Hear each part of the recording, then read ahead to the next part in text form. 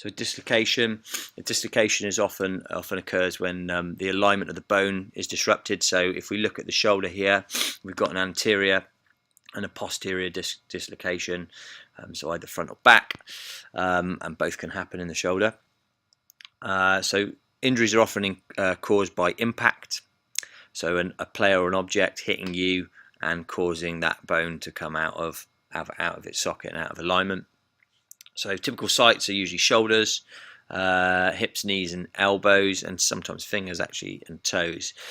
So initially, if you suspect that you've got a dislocation, it's important that medical attention is sought, because you need to make sure that the correct alignment is put in place. If the correct alignment is not put in place, then you're at risk of further damage, because obviously if we look at the joint, it's not just bone on bone. There are ligaments, tendons in that area, specifically ligaments really we're looking at here.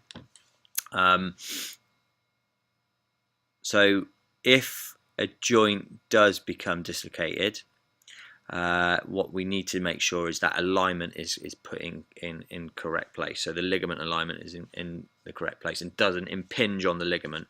What would happen if you put the bone back in correct alignment is that potentially you can cause discomfort in the ligament, and then you've got pain in the joint, and the recovery time is a lot longer and can result in an operation.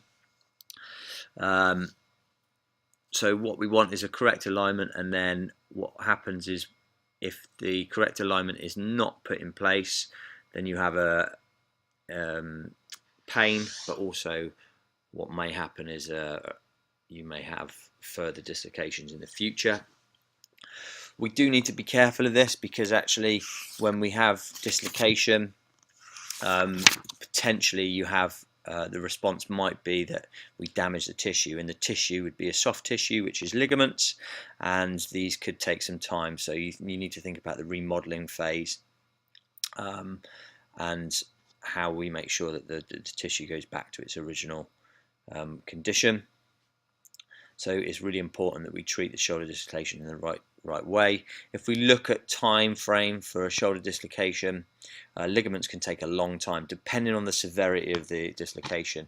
So it can be from around 8 weeks to maybe 3 months, if not longer, depending on how complex the dislocation is.